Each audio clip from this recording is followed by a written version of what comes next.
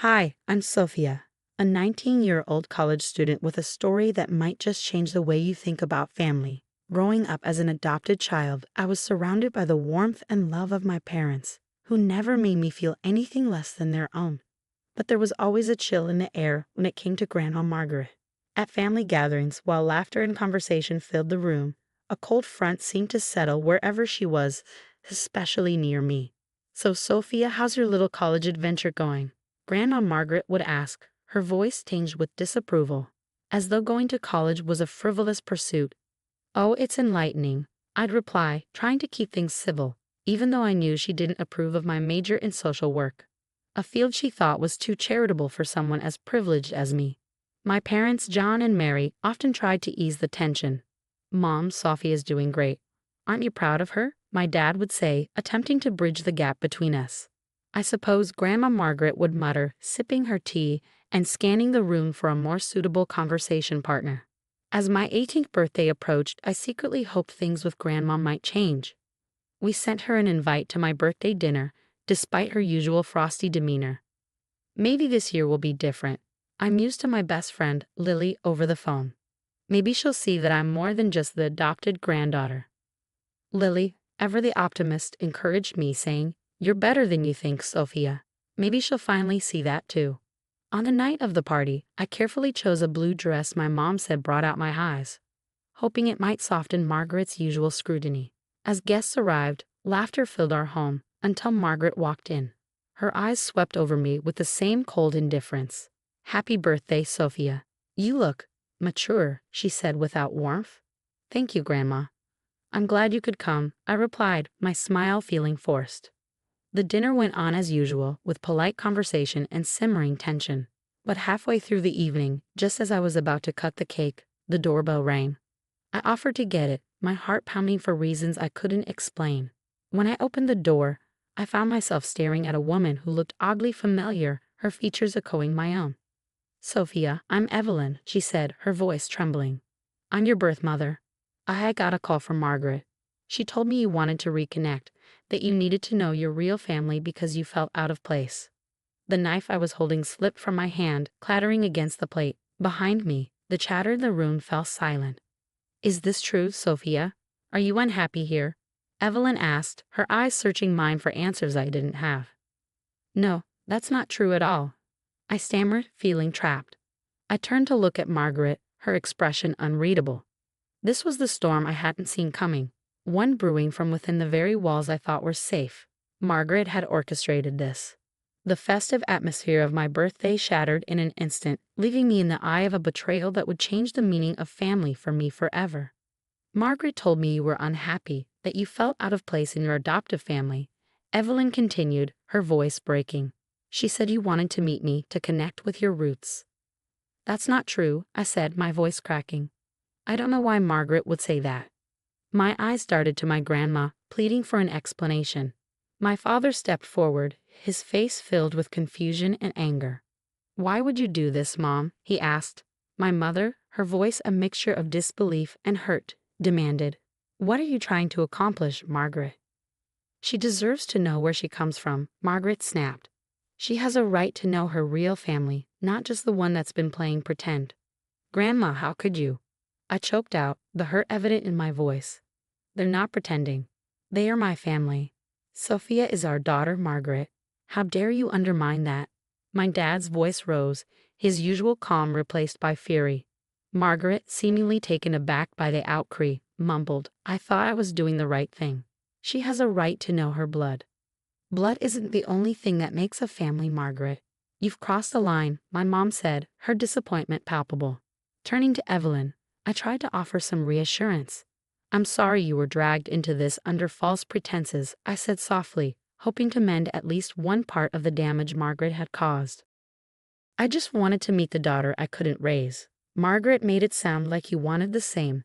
Evelyn's voice was soft, her sorrow reflecting the chaos Margaret had created. The room grew still, the festive decorations a stark contrast to the heavy hearts we all carried.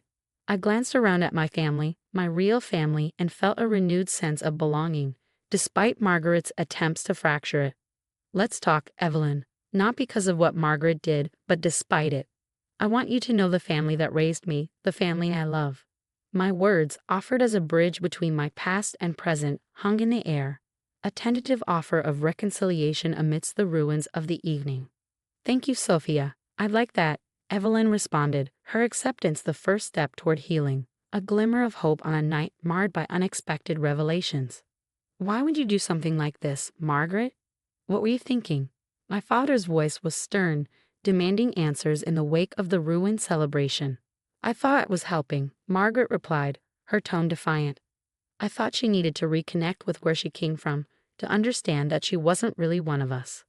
One of us? Sophia is more a part of this family than anyone else could be. How could you say she's not one of us? My mother's voice trembled with a mixture of fury and pain. Her protective instinct fiercely awakened. You never understood Mary. You and John took her in, but blood is blood.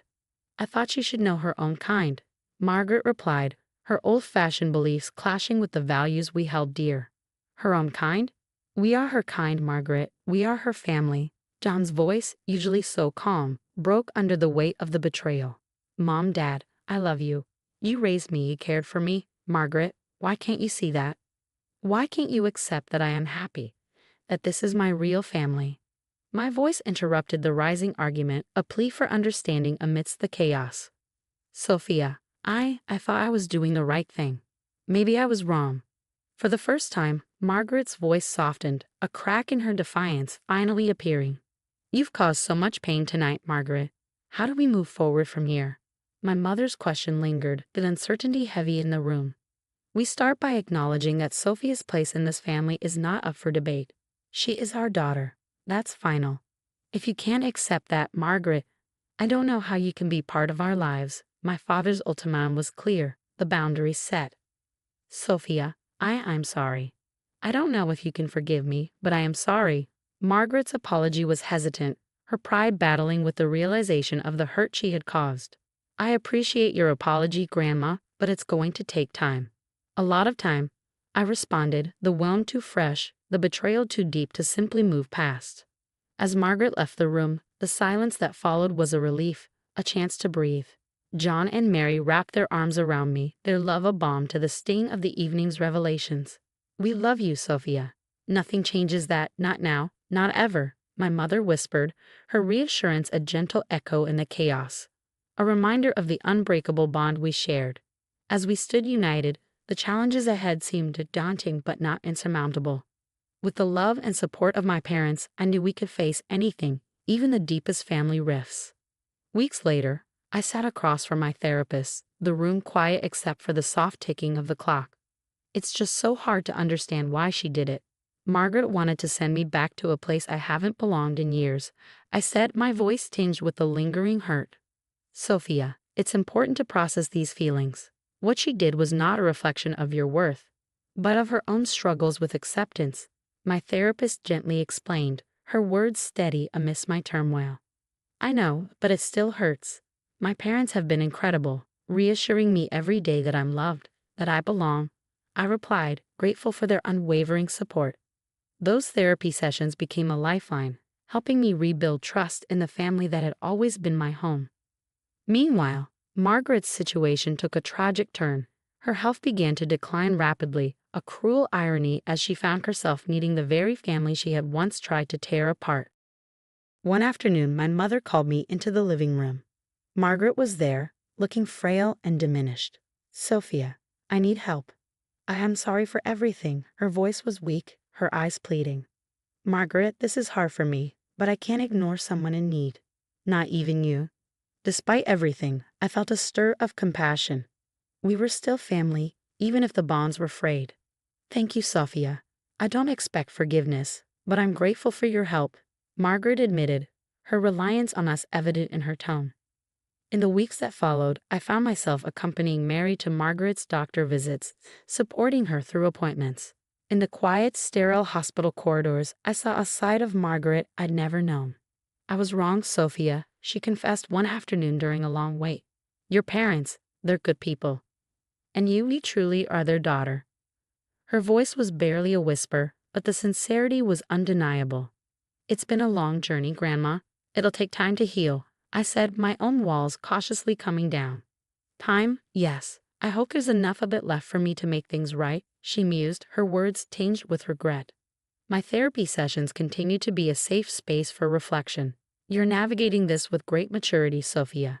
How you're handling Margaret's situation is commendable, my therapist remarked during one session. It's not easy, I admitted, but I'm learning that family isn't just about blood. It's about who stands by you when the ground shakes.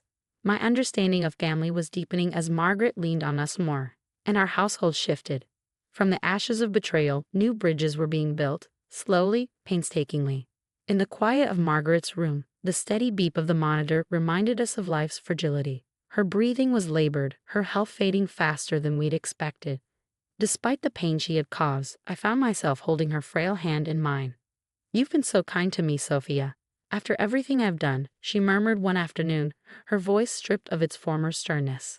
It's what family does, Grandma. We take care of each other, no matter what. I replied softly, my words meant to soothe the wounds of our past. I see that now. I wish I had seen it sooner, Margaret said, her eyes meeting mine with a clarity that spoke of realizations come too late. We can't change the past, Grandma, but we can accept its lessons, I responded, squeezing her hand gently. Forgiveness, hard won through my own journey of healing, was finally given. As the days turned into nights, Margaret's moments of lucidity grew rarer.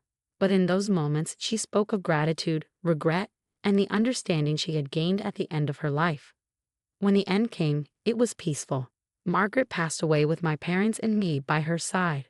A somber yet serene finale to a life marked by both strife and change. Her funeral was a quiet affair, attended by those who had witnessed her transformation and supported her in her final days. Standing by her grave, I felt a weight lift. A chapter was closing, not with bitterness, but with the quiet dignity of reconciliation. She found peace, Sophia. And I think we can find it too, Mary whispered as we watched the last of the mourners leave. Yes, Mom. It's time to look forward, to build on the love we have. As we walked away, the sun broke through the clouds, its rays like fingers of warmth reaching down to soothe the chill of the graveyard. It felt like a sign of new beginnings, of the enduring power of love and acceptance. A fitting tribute to the lessons learned and the family bonds that had ultimately withstood the tests of time and trial. As our story draws to a close, I'm curious to hear your thoughts. Do you believe true forgiveness is possible when someone deeply betrays family trust, as Margaret did? Can family bonds overcome such deep wounds? Share your opinions in the comments below.